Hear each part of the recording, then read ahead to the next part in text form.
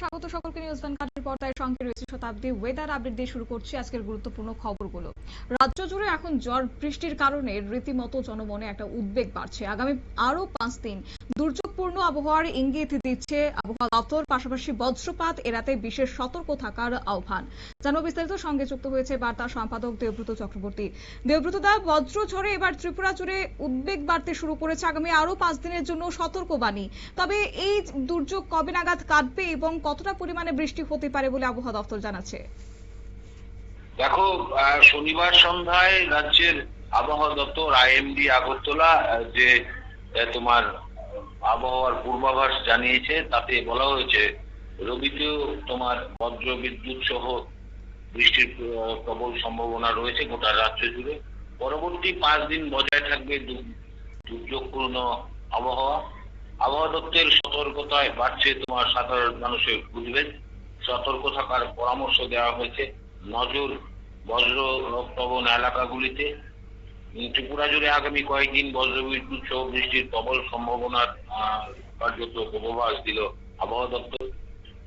তোমার আবহাওয়া কেন্দ্র থেকে প্রকাশিত বুলেটিনে জানানো হয়েছে রাজ্যের বিভিন্ন জেলায় হালকা থেকে মাঝারি বৃষ্টি ও বজ্রপাত হতে পারে।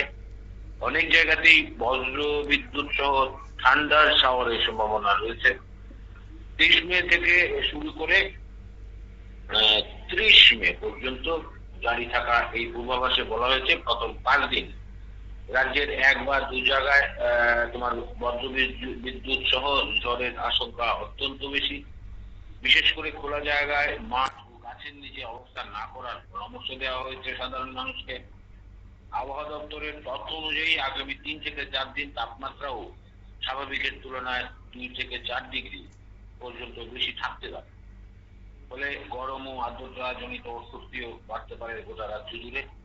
গ্রাফিক্যাল ওয়ার্নিং ম্যাপে ত্রিপুরার প্রায় সব জেলাকেই সতর্কতার আওতায় রাখা হয়েছে। বজ্রপাতের সম্ভাবনা মাথায় রেখে বিদ্যুৎ সংযোগ, তারপর তোমার কৃষিকাজ এবং যাতায়াতে বাড়তি সতর্কতা নেওয়ার পরামর্শ দেওয়া হয়েছে। এদিকে আবহাওয়া দপ্তরের দেওয়া এই পূর্বাভাসের যে আবহাওয়ার যে পরিবর্তনের কথা বলা হয়েছে, এতে কৃষক ও সাধারণ মানুষের মধ্যে উদ্বেগ কিন্তু একটা রয়েছে, বাড়ছে।